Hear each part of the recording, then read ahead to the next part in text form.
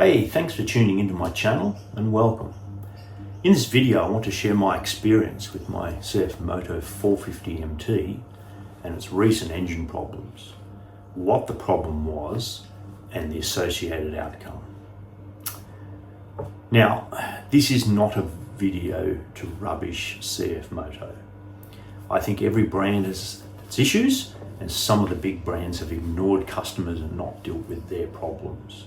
So please do not say you should have bought a Japanese bike, because they have certainly had their share of issues, as has most other manufacturers. Given the volume of sales of the CF Moto 450MT, this issue is in the minority, and to my knowledge only a few cases exist.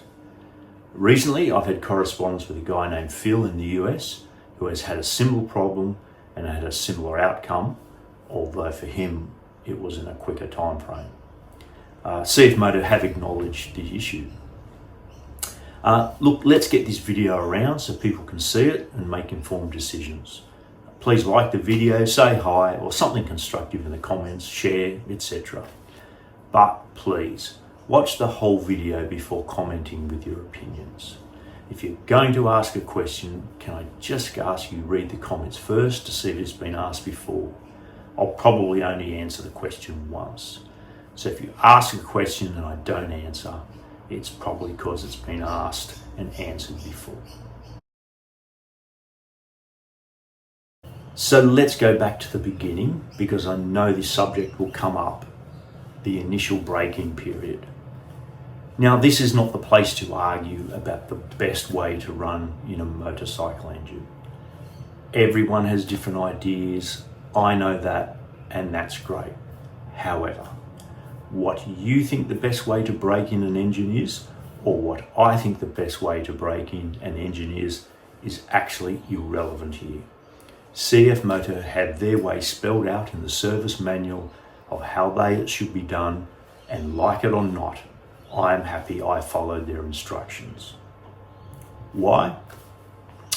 I'm quite sure the onboard computer records everything, as it records where you go, how fast you are going, etc.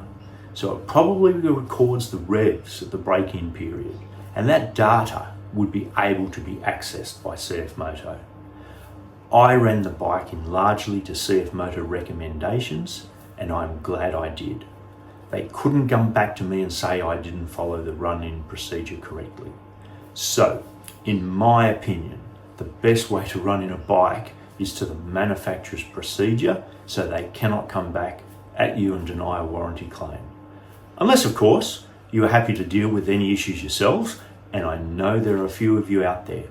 I've seen lots of comments of people changing the oil themselves who claim they don't care about the warranty. That's their choice. We all make our own decisions. I got my bike serviced by CF Moto to maintain the warranty, and it is for the very reason that if something goes wrong, you're covered.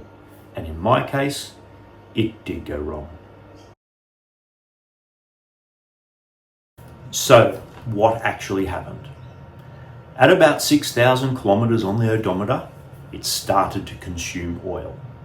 I thought it might not have been filled up to the correct level after the service, which it had just had, which has happened before. See my early video on getting a good service. I then took the bike to Tasmania for a 2-week tour, and it used a lot of oil. The riding was varied and there was no particular pattern to its use. Some say it might have something to do with the type of oil. This has happened to others before too, so I continued monitoring after getting it serviced on my return. The dealer wasn't convinced there was a problem, as they had never come across this issue before. I actually think they didn't believe me. How much oil, you ask? On the Tasmania trip, in 6,000 kilometers, it used 1.5 litres of oil, which is a lot. The bike ran fine, and I certainly had no complaints about its performance. The bike at this point now had 12,000 kilometers on the odometer. It continued to consume oil, but as I was going on a big trip across Australia and did not have the time to do anything about it, I was told by the dealer to monitor and document the oil use, which I did. The bike, of course, used oil on that trip too. The amount of oil was similar, although not quite as much as when in Tasmania. I recorded how much oil I added, the odometer reading, and when I added it, etc. The bike, on returning from that trip, now had 23,000 kilometres on the odometer. On returning from the trip, I took the bike back to the dealer with the documented oil consumption. They did various tests and ended up stripping down the engine to find out the problem. Again, they said they hadn't seen this issue before. CF Moto, of course, insisted on seeing the service history, which I can provide. A representative of Mojo Motorcycles, which is the Australian importer, came out to inspect the bike, and I'm sure they would have accessed the bike's computer. Again, I am glad I followed CF Moto's running procedure and service schedules, whether you agree with them or not. Parts had to be ordered, and it has certainly taken a long time to resolve. Way longer than I would have thought. I was without my bike in total for about 3 months. 3 months.